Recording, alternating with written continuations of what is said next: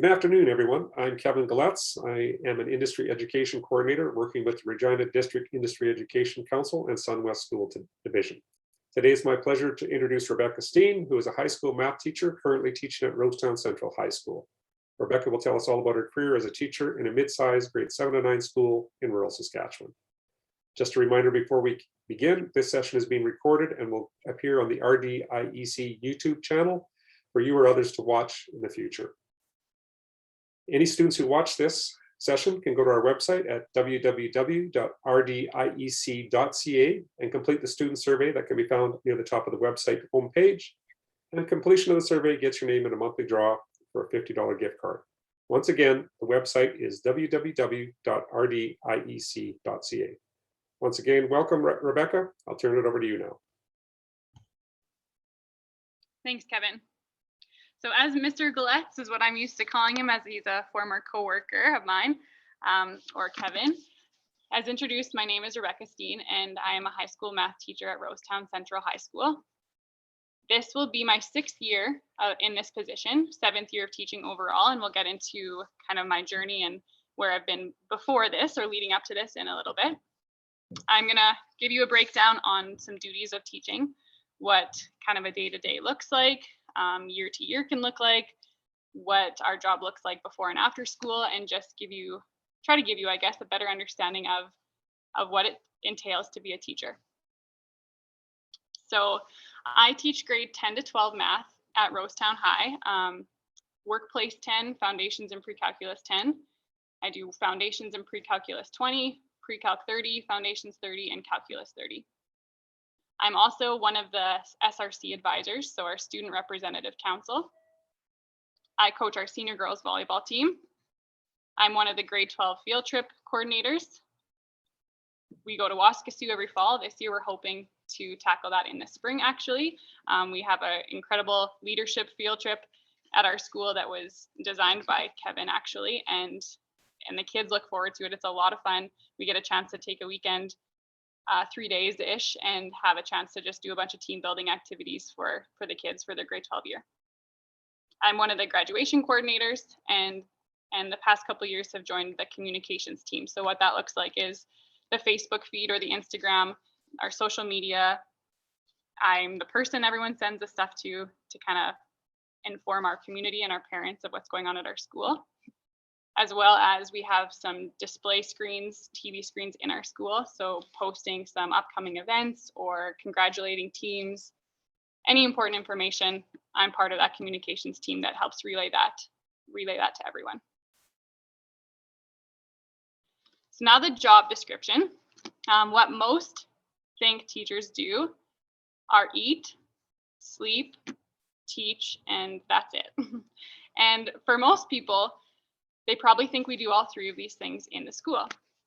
I've even asked that. Do you ever go home, or do teachers ever sleep here? Sometimes we get asked that, but I promise, and we'll get into the importance of going home and trying to set that boundary between the two. But this is what we're perceived to do, and I promise there is so much more. So a few lists of things that we'll go through. Short-term and long-term planning is kind of where we start. We plan our days. We plan each of our periods in a day. Our school personally has 6 periods a day. We have a flex period in 4th. It just allows you to repeat. And so we always have double of 1 period a day. They're about 50 minutes each, and we are in a 6-day cycle as well. So each day looks like planning each period, planning lessons. And we also get into long-term planning. So what's our unit planning look like? We plan out what's the time frame, how many assessments will we have within a unit, as well as what's our year look like, or for high school, what does our semester look like? So we plan September to January up until finals, and then we start over with a new group of classes in February for semester 2. What does semester 2 look like? So there's a lot of planning that goes along with teaching. We're obviously not just flying by the seat of our pants, but that is part of it too, to be able to adapt quickly, which I'll touch on in a little bit as well. Within that planning comes creating our lessons and our assessments. So how are we going to assess students on outcomes? How are we going to teach them that information before we assess? Following that comes marking those assessments as well. Classroom management. This one I learned I guess I should say I learned the hard way how important classroom management is. I actually started in elementary, and the importance of being in control of your room, building relationships with your kids, establishing routines so that everyone knows what's expected when they walk into that room. Being able to be in control and set the expectations that you want for your room is crucial. So if you are considering teaching, that is one of my pieces of advice. Make sure you can get a good handle on classroom management. Communicating with parents, that can be just emails whenever need be if something comes up, or a positive email, I guess just addressing how well a student's doing. It could be talking to them at interviews, sending home progress reports, things like that. Communication with parents is very important as well. You never want there to be an issue and have it not show up until report cards. So that can be a phone call home, it could be an email, whatever form of communication is preferred. Professional development days, we all attend. That's part of our division initiated. We have days set aside in our school calendar for professional, or you'll hear me refer to them as PD days. Parent-teacher interviews, those are scheduled in our school every semester. So we just had one in November, mid-November, when Q1 finished, and then we'll have one after Q3 finishes in March. Report cards, we need to enter all the grades, calculate the average, and attach our learning behaviors and our report card comments. That's at the end of every quarter as well, so 4 times a year for high school. Staff meetings scheduled by your school administrators. Supervision is sometimes overlooked when we think about what teachers do. So supervision in our school anyways, we are required to do breaks. So instead of recess, which is some called, but before school breaks and after school with buses. There's a schedule that's out. We don't do it every single day, but those are that's an expectation as a teacher to do those. If we do noon hour supervision, those count towards some EDOs. So you get paid out for any noon hour as that's considered your break. But the break scheduled in the day, we are required to supervise and just be present in the school during that time. Professional growth plan. This is completed by every educator at the start of the school year. So we decide a goal for ourselves as a professional. What is something that we would like to improve on? What is a goal we want to work on in our classroom? It could be anything. It could be that classroom management that I mentioned. We could be choosing to improve how frequently we communicate home, or it could be mental health of our students. It could be something that we just want to really focus on, and then we set ourselves some goals. We meet with our administrators on how we plan to achieve those goals, and then that will be revisited at the end of the school year. How did it go? Do you think that you achieved what you wanted, or what were your steps that you ended up doing, if there were any changes along the way? Which is good. Some see it as an extra thing. I thought we're just here to teach the kids, but I truly believe if you're not, I guess, here to challenge yourself at the same time and grow, it's going to get old, it's going to get boring.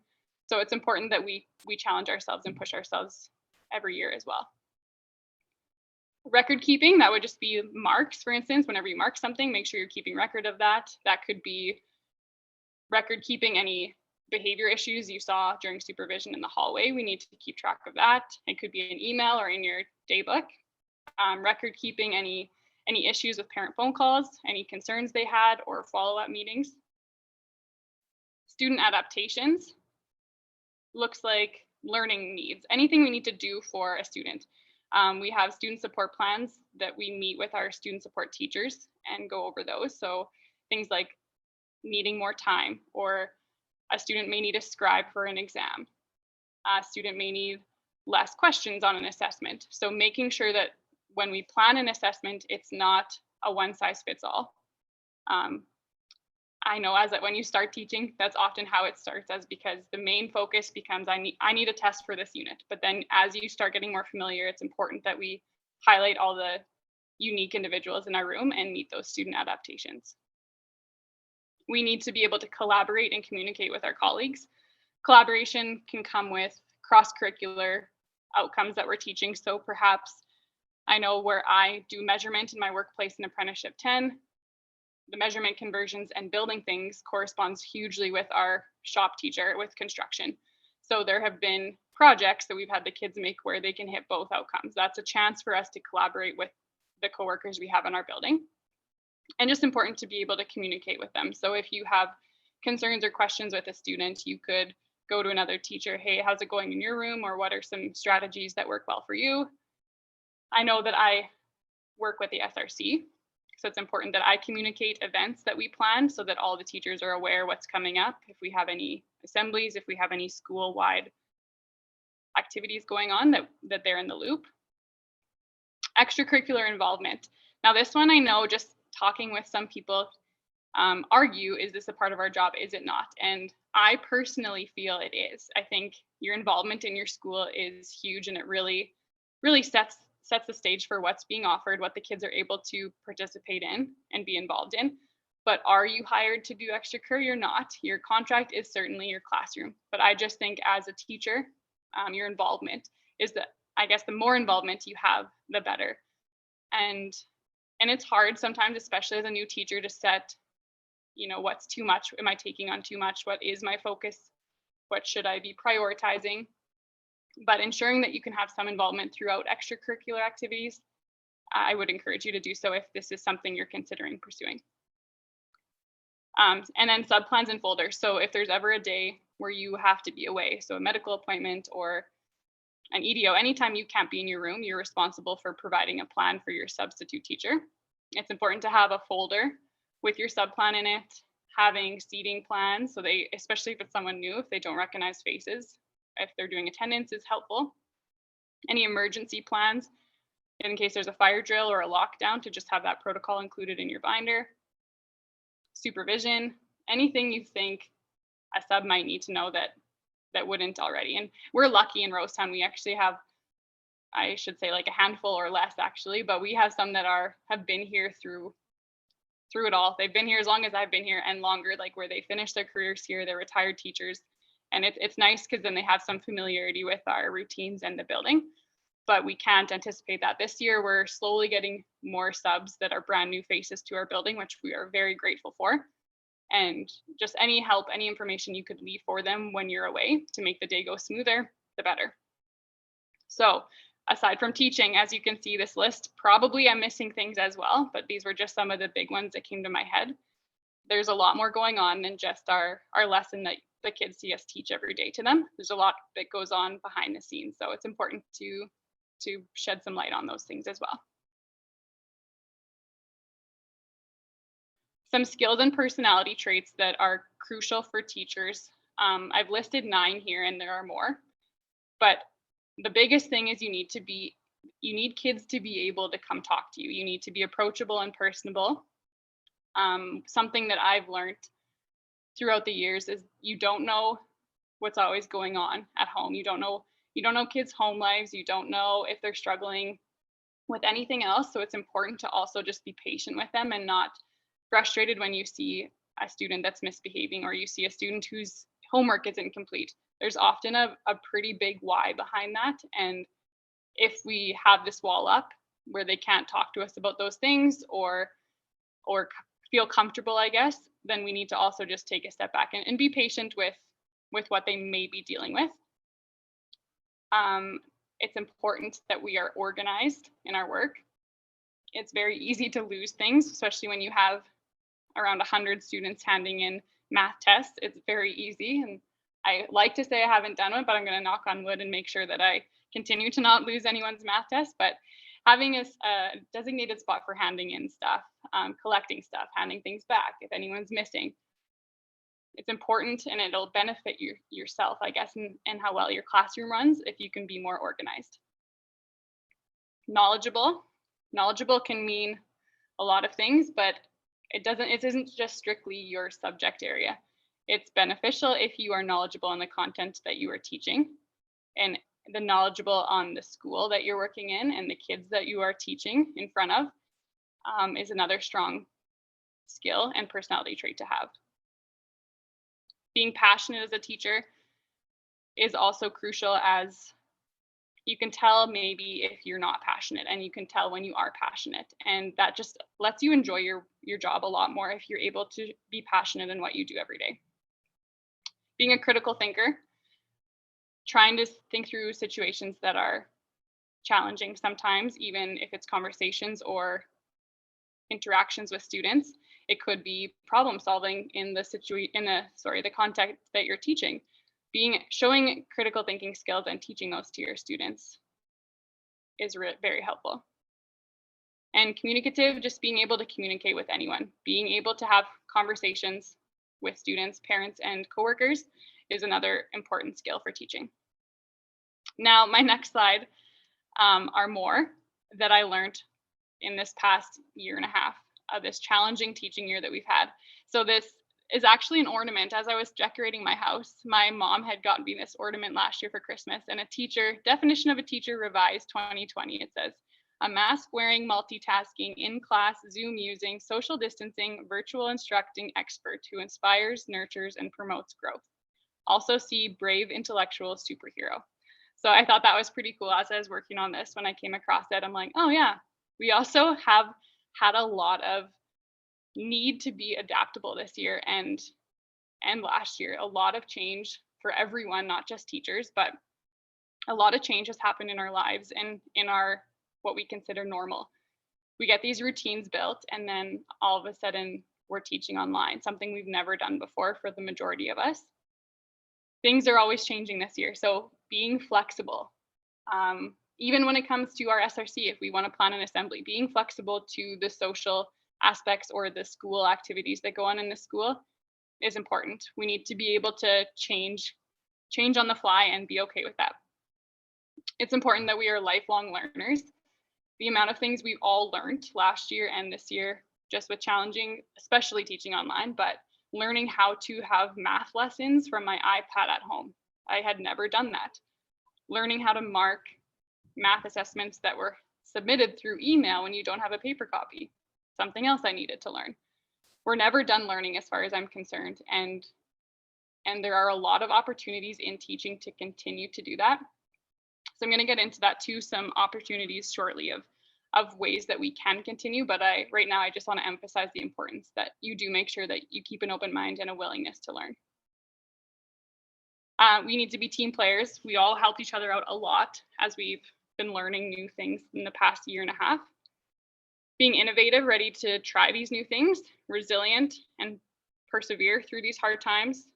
Empathetic, again, just being aware that everyone has their own life going on and trying to put ourselves in each other's shoes when we're trying to get by, right? This is all affecting us a little bit differently. And ambitious, just willing to try these things. Don't see it as a roadblock instead of more so of a challenge, right? I can do this. Okay, what's new? How do I do this? And just the willingness to learn and to try to do our best. Classroom environment. Here's a few pictures of my classroom right now. So I have a horseshoe table, we call it. That's just where I have small group lessons in the top left corner there.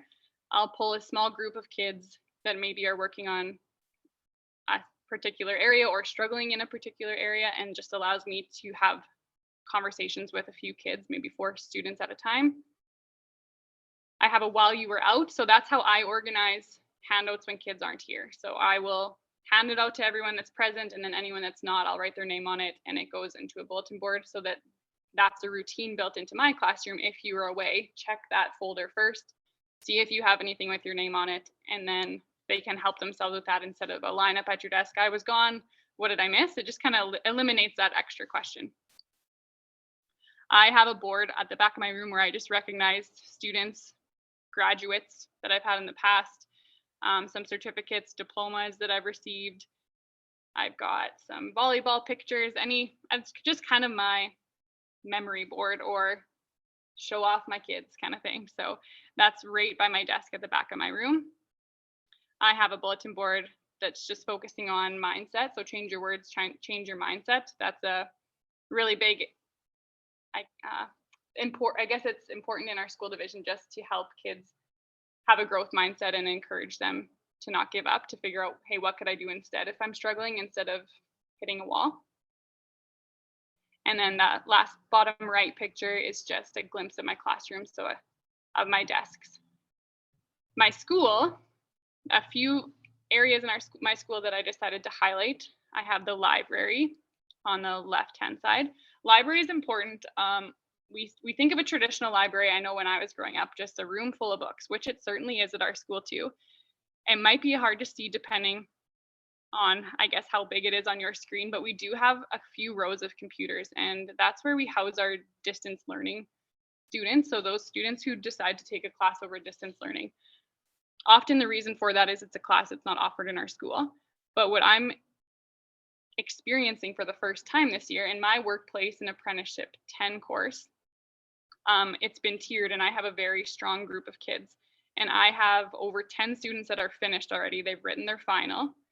It's just over halfway through the semester, and they've actually started the next level, the 20 level workplace, which I don't teach, but they were able to do this through distance learning. And so we have a space for them and access to our Sunwest School Division for them to do so, which is an awesome opportunity. So it's a great problem to have, is when you have a bunch of kids enrolling in a new class in November and they're doing very well in it. So that is something new to me. Like I said, new things happen all the time, being willing to try new things, but that is why I wanted to include the library. It's because it has an important role in my math students right now. The second one is our gym. As a volleyball coach, I spend a lot of time in there in September to November. Early mornings, weekends, we're always in someone's gym. It might not be our own, but we're often on the road playing. So that area in our school is also really important for me. The third image is, we call it the PBR room, so the personal best room. We have some pods at the back, so sliding glass doors, which are just some secluded little rooms we can have kids work, small group or individual. And then tables, chairs, different types of chairs to suit the students' needs too. It's just another space in our school where if kids need a quiet space, if they need to work with an EA for a scribe or anything like that, we have this space arranged for that to allow them to achieve their best. And the last photo is our meeting room. This is where I meet with my SRC, my Student Representative Council. We have a round table in the end of our one hallway, and we meet here monthly or semi-monthly to plan events for our school. So just a glimpse into our school, what the rest of the space looks like. Again, I think it's probably expected that the teacher's space is their classroom, but we really do utilize the entirety of the building.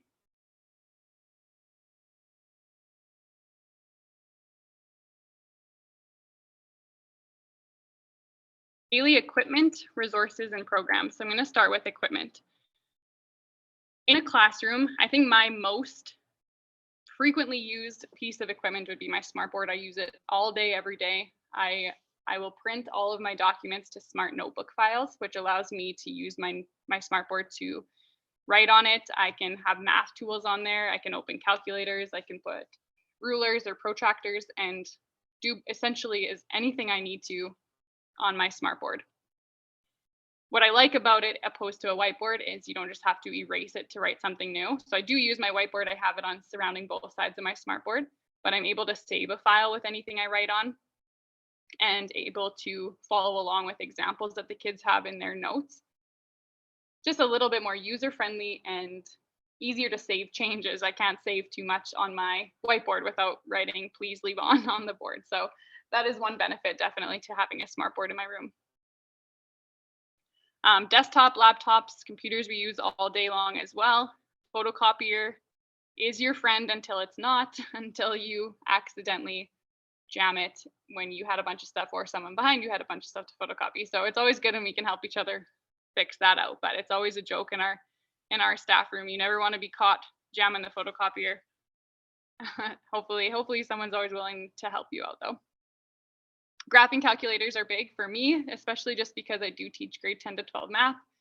We have a class set that's actually kept in our library. So we have the ability for our students to sign out a graphing calculator similar to a textbook or a laptop. They can go to the library, ask for a graphing calculator, she'll scan it, they can have it for the whole semester. As I do know, graphing calculators are pricey and some kids just don't have their own. So it's nice that we do have access to that.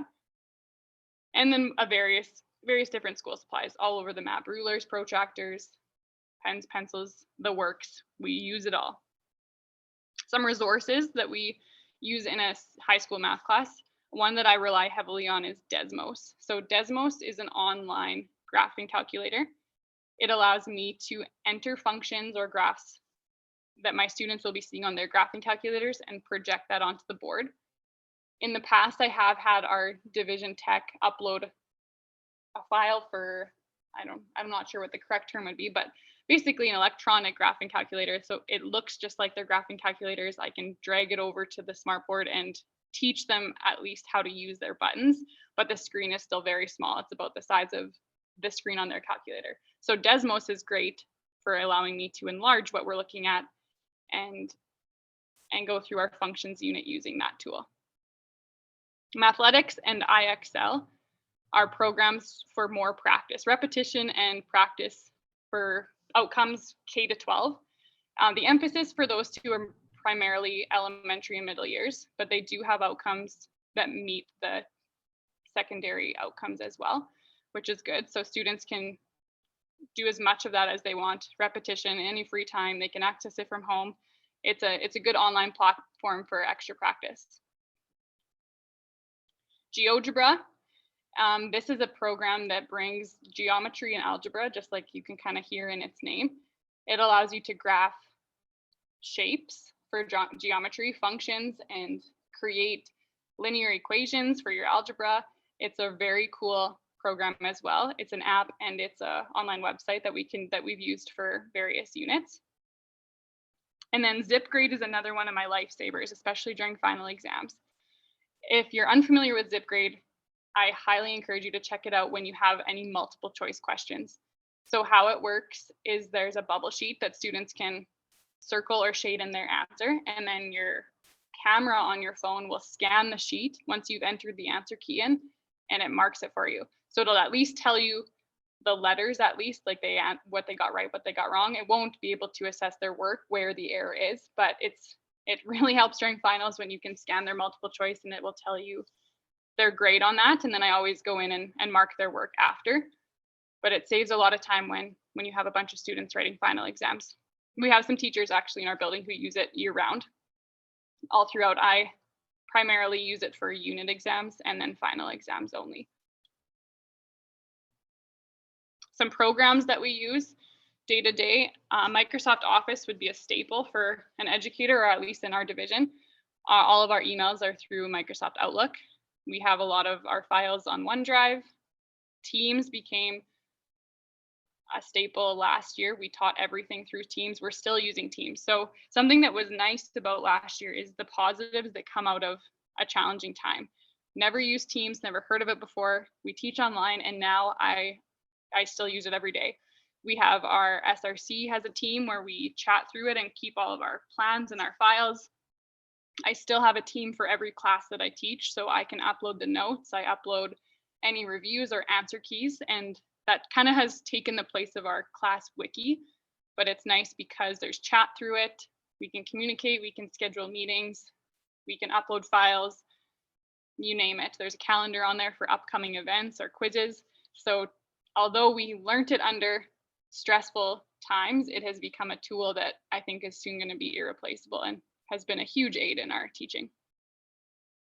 Microsoft Word, PowerPoint, and Excel, some traditional Microsoft programs that help us with our lesson planning and just a normal means of communication. My School Sask is our attendance and grade book. So we are able to take attendance on My School Sask for all of our classes as well. There's a separate tab where we enter all of our grades, and then our report cards compile all of that information at the office, and that's what's sent home for report cards. ASOP is our employee absence management. If we have to be away, we're able to click the date we're away, enter our reason, and you can either send it out to any sub to pick up, or you can also have a conversation prior with someone, see if they're available, and choose that option too. I've already spoke with, say, Kevin, and he's willing to come in and teach my Calculus 30. It's usually how the conversation would go. And then it just schedules that for you and sends an email directly to your administrators. Clever is a program that we use for student support plans, or IIPs. It's a new way for us to house them electronically so that all teachers can have access for student support plans. I believe how it's been sorted now is you can only see whoever you teach. So A few years ago, we had a big file that just had every student in the school who had a student support plan, and we were able to access them. And now on Clever, it's just whatever students you teach will show up, which is kind of nice. Just less digging, less sorting through kids to find the ones you need. The program reads your schedule or the courses that they're registered in and sorts them by teacher. Dossier is new to us this year. I think some elementary and middle years began kind of playing around with it at the end of last year, but for high school anyways, we had our first taste of this in the fall. So Dossier is a platform where we can build some personal goals for the kids. So PGs is what we call them. Different teachers can enter a personal goal. We could say we want Billy to be able to use multiplication without do multiplication without having to use his times tables. Might be a goal, and it lets you enter evidence of this. You can set a date. You can include their parents' email. It's a really cool way of just having teacher access to know, hey, what are these kids? What are they working on? And primarily these students where we're setting goals for are achieving 1s and 2s on our 4-point system.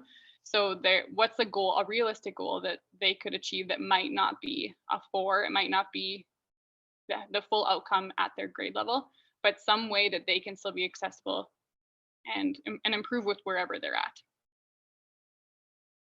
And then Frontline is new to us this year as well. Frontline is where we actually house our PGP, so our professional growth plans that I discussed at the start. It gives us a rubric where we can kind of rate ourselves to see where we're at in a bunch of different areas. And then it'll save that file, and then it has a document where we input, this is what I want to work on. How am I going to do that? What's my evidence of my goal? And then a spot for our administrators to comment and check in with us as well. So again, I'm sure I'm missing some, but just going off of kind of a day-to-day, what do we use the most? I would say Microsoft Office, My School Sask, and ASOP are very common. And then as we need to make goals and pull student support plans from there, we would see the other 3. Some rewards of teaching. The biggest reward in my eyes is building relationships with kids. At first, that was not the only one, but that was just the biggest one that I wanted to talk about. And I know every teacher comes into the profession with their own desires, their wants, and mine has always been relationships with kids. So I'm from a small town. I interned in Regina, so that big step already was different. And at one point I thought I only wanted to teach in a city. Once I did my internship in Regina, I was like, there's way more offered here. In terms of extracurricular classes that could be taught. I'm a music person. They had choir as a class. I couldn't believe it. We were able to be in like a garage band. There were so many more opportunities, and I loved it. And I was like, this is where I want to teach. And then the bell would ring, and we'd get into a hallway, and I wouldn't know anyone. And I know I was only an intern, but I really felt, you build relationships with who's in your room. But I missed knowing everyone in my school, which is what it was like growing up. And I knew that a smaller center was for me, so that I could have that with more people instead of just the kids that are in front of me while I teach. So building relationships with students and parents and coworkers are important, but it's also rewarding. The amount of people you can meet along the way in your career is pretty cool. We have a positive impact on our students. We are able to help guide them. Sometimes we are with kids more than they're with their own families. We could be the safe space for kids when they come here. Again, we don't know what's going on at home. We don't know what weight they have on their shoulders. So if we have the ability to have a positive impact, I think that's pretty special as well. Personal growth, professional development, any way that we're able to grow and improve as an educator is another reward that comes with teaching. The opportunities are endless. Some are set out for you. Some are division initiated. Some are teacher initiated. You're welcome to seek out anything you would like to grow in. And the opportunities, there's a lot out there. Motivate and inspire our students, and student success and achievement. So all rewards that you're going to see along the way. Are there more than 5? Absolutely. Again, just wanting to put, I guess, a lens on some that I think are really important for me. With rewards, though, comes challenges. So some challenges with teaching, critical conversations. Sometimes they're hard, depending on the conversation, depending who it's with. That can be a challenge. It can be, you could be faced with a challenging parent. You could have a situation that you saw that you need to discuss with the student that could be challenging. There are some hard conversations, but it's important. What I found is as long as you have your why are you doing it? If you have a reason for it, it's hard to argue that. So when faced with a critical conversation, again, something I've learned is just make sure that you have a reason for why you do things the way you do, and then go with that. Class sizes can be a challenge. In a smaller center, not so much, but I know we've also had grade levels that have really fluctuated. We've had grades that come in with 32 kids total, and we've also just had a group of 75 come in. So where you're getting a grade that has one section versus 3 sections, and then when you come into grade 10, 11, 12, we don't have sections as much because they start choosing their classes. So my Workplace 10 class this year had 32 at the initial enrollment, which is the largest I've ever had for a group of grade 10s anyways.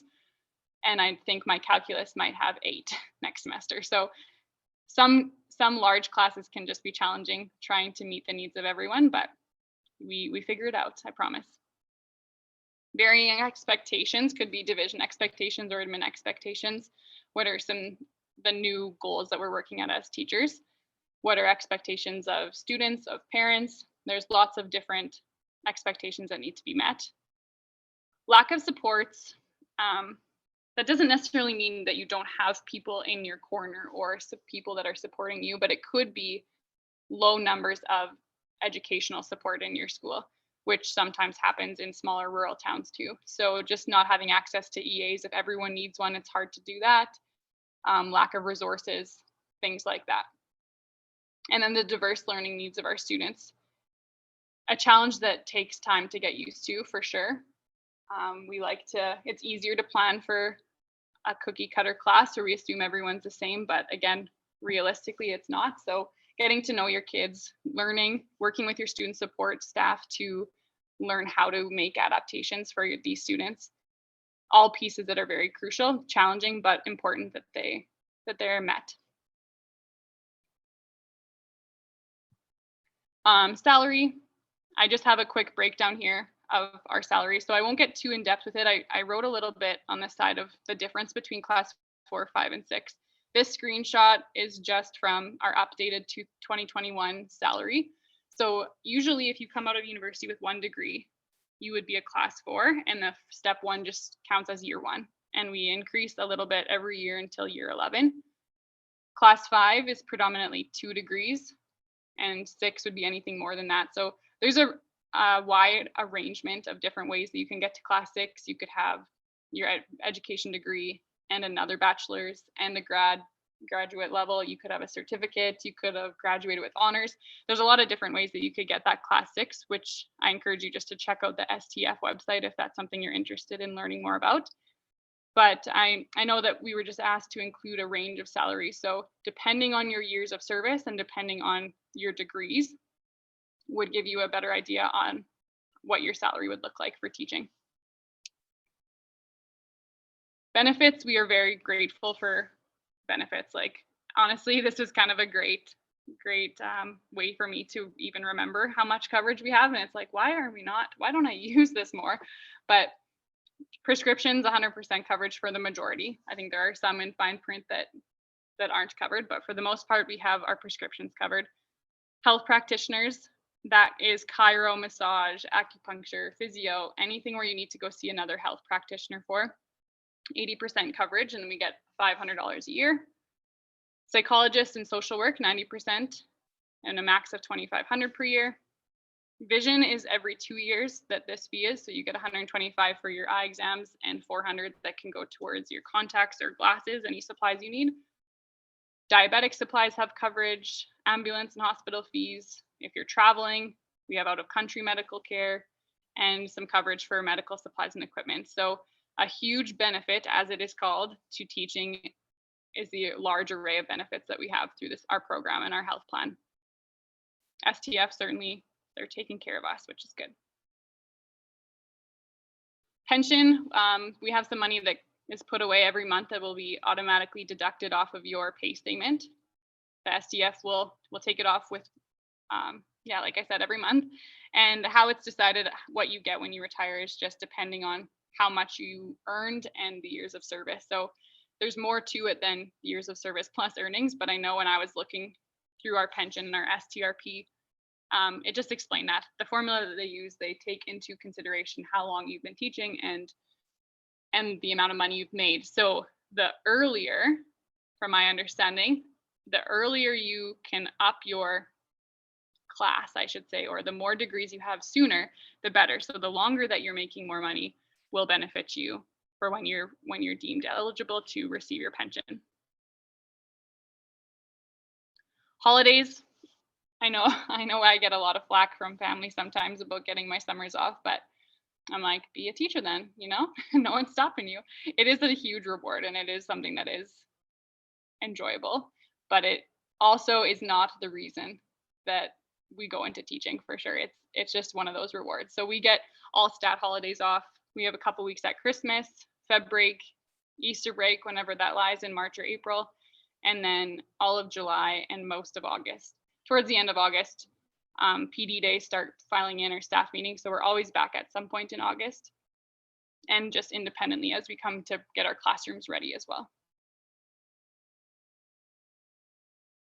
There's roughly 40 weeks of school in an entire year, and we work 5 days a week unless there are holidays or professional development days scheduled in there. An average school day is 9 to 3:30. I know I've also worked in a school that was 8:30 till 3. So about 6.5 hours. I would say the average workday for a teacher would be 8:30 to 4:30, but again, that varies. Sometimes we have teachers in here at 7:30. Sometimes we have teachers that are here till 8 p.m. The hours don't matter as long as obviously you're here during the school day hours. We are not paid hourly. If you put in a bunch of extra time, you will not see that change at all. We're salary based for our pay, but there's always extra stuff to do. So our 9 to 3:30 lens that we see that teachers work is rarely the actual hours that teachers work. There's a lot of extra things that come in, like marking and coaching and any involvement with clubs that's tacked on before or after our traditional workday. Educational requirements to become a teacher. So in order to get into U of R or U of S, again, just keeping a lens on Saskatchewan, is around a 65 or 70% grade 12 average. You need to have a 30 level science, math, history or native studies, and English. To graduate from a university, you need to complete 120 credit hours. So in Saskatchewan, we consider one class to be 3 credit hours per course. I can't say that that's 40 classes then, because I know our internship counts as, I think 15, that was a full semester. So I think our internship counts as that. So you don't take 40 courses, and you need if you're doing secondary, you need to have a certain amount of credit hours in your major. I majored in math, so I had to have a certain amount that were strictly math classes, a certain amount of credits that were my minor and music, and then the rest were education or electives. You needed to have a minimum overall average of 60, and then I remember having to have a 70 in my major. In order to teach, you need a Bachelor of Education degree, and to obtain your professional aid teaching certificate from the SPTRB. If you have above and beyond that, again, that just impacts where you lie on your incomes for your salary. So it'll just change your class, but you really only need a Bachelor of Education degree in order to start teaching. Professional growth and development. There's a lot of opportunities to continue to learn while you're in university, beyond the classes you're enrolled in, as well as a teacher. I couldn't speak more to attending Education Student Society PD events, something that I didn't do for my first couple of years, I think just out of not being aware, knowing that they're going on. But we start to build our portfolio in education, especially to show any employers when we start applying for jobs. And the more professional development you can have under your belt, events that you've attended or speakers you've listened to, is something that's important. And we continue to do that as educators now. So the sooner you start, attending PD, the better. Volunteer experiences, that could be in your elementary school now. While you're in high school, you could start job shadowing, or if you have the opportunity to teach or coach anything in your community is a good experience. Attending any coaching symposiums, getting any training in first aid or mental health first aid.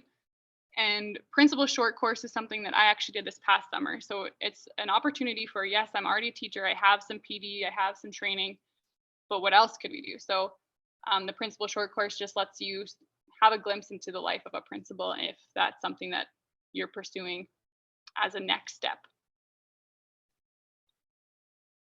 We have, I know I've touched on this already though, we have school division initiated PD days, which are scheduled in our yearly calendar.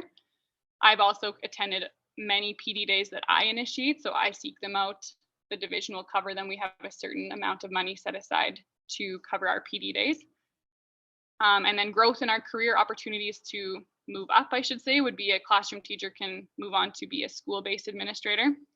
And then from there, you could go to the division office. You could be a learning coach, a superintendent, or a director of education. And that's kind of the building blocks for teaching is where you can move up. Something that I have focused on personally as a teacher, and it took a while to get there, but is the mental health of my students and myself, really prioritizing that. So it's important that we remember that we teach students, and we're not just here in my classroom to teach math. Until you get familiar with your content, I know I struggled with that as a new teacher. You're so hyper focused on, is my lesson ready? Do I have this test ready for math? Like you are very focused on your curriculum and the actual content you're teaching, but I can't stress enough the importance of keeping an eye out for the individuals that are in your room with you. So 2 areas that I chose as professional development was just to pursue some mental health training, mental health first aid for adults who interact with youth, and an applied suicide intervention skills training. I now have that bulletin board, that mental health check-in stays in my classroom every day. Sometimes I add that to my assessments, like what color of heart are you today? Might be a question, and they just have to tell me. That way it's discreet. I know if there's someone that needs a check-in. Again, I'm just mainly there to help if I can. I don't fill the role of our counselor, but it helps that they know there's someone in their corner and someone that could get them any further help that they need. So something like this has nothing to do with math. It has nothing to do with me being hired as a math teacher. It's an area of professional growth and training that I self sought out on my own once you realize the importance and the need that there is for high school kids. Now, how did I get here? So looking at this map of Saskatchewan, I drew a rectangle, and that's apparently where I chose to live. I hadn't realized that until I looked at this lens. But I'm from Simpson, a very small town that it's so small when you zoom in this much into Saskatchewan, it still doesn't show up. So that's where number 1 is. Went to school in Watrous, University in Regina, taught in Swift Current and Wymark, and I'm now in Rosetown. So Simpson, like I mentioned, very small school. I went there from K to 12. Sorry, I did not. It was a K to 12 school. I went there till K to grade 5 until our school shut down. We had 40 kids K to 12 at the time, and I guess that is cutting it close, so they shut our doors on us. We were then bused to Watrous, where I went to elementary school, grades 6, 7, and then Winston High School in Watrous from grades 8 to 12. Moving on to Regina, U of R is where I went to university. Received my Bachelor of Education degree there in 4 years. I went and took my first teaching job in Wymark, Saskatchewan. I would say it's smaller than Simpson, actually, which was humbling and nice to feel at home there. I was hired for a K to 9 arts ed mat leave and grade 2 homeroom involving grade 2 science and math. The second half of that same school year, I went into Swift Current, did a similar mat leave for K to 9 arts ed again, and I taught ELA to French immersion students in Swift Current at École Centennial. After that first year of teaching with those 2 combined in Swift, I received my job in Rosetown, grade 10 to 12 math position, which I've been here, like I said, this will be my 6th year. And my last school that I attended actually for the past 3 years was Waterloo. So I actually just finished my master's in mathematics. I received this by doing it online since 2018. just finished up in August, which is a very exciting achievement and a weight off my shoulders. It was a lot of work, but again, your learning never stops. So there are ways that you can still achieve another degree once you have started teaching. You could choose to get your degrees before you start teaching. There's not a one size fits all in teaching either, as well as the students in your classroom. So that is an accomplishment that I'm pretty proud of now. And then lastly, just some work-life balance. The biggest thing is it's hard. Especially when I first started out, I was here all the time. I was in my classroom and I would bring 2 meals so that I could stay for supper, and I'd stay till it was dark. And I just started with nothing for my senior math, but once you get your feet under yourself, it's important that you set time aside and you give yourself cutoffs. Otherwise, we can live in this building sometimes. Learn to take care of yourself, have some physical activity or some sports that you take part in that can burn off some of that stress that comes along with it. Learn to say no, even though we feel, especially as a new teacher, we should say yes to everything and be a yes man. I'm still learning to say no to some things, but we also know our own boundaries and what we can take on. And take it one day at a time. Focus on, am I ready for tomorrow? You don't need to have the whole week planned. You don't need to have the whole month planned. Once you have your long-term planning done, at least like how long do I think this will take? Worry about one day at a time to give yourself a break and a mental break. So it has its rewards, it has its challenges, but it's a great profession to be in. And the relationships and the connections you build along the way are pretty irreplaceable. Okay. Any questions?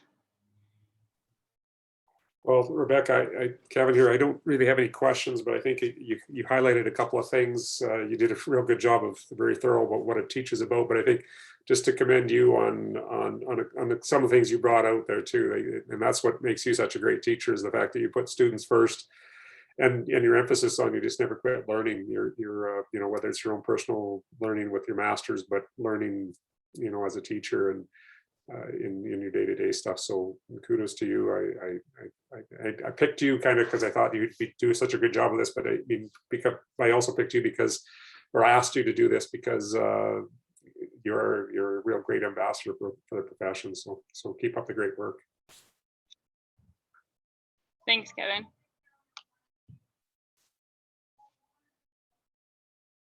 Brunette, do you have any questions?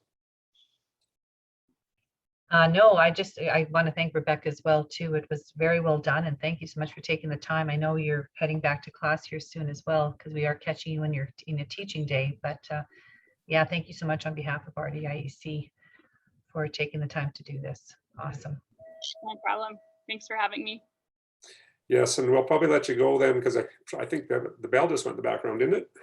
It just did, yeah. You'll have some kids coming in, so you'll get to be back at her right away. So thanks, Rebecca. Yeah. Okay, we'll see you. Bye-bye.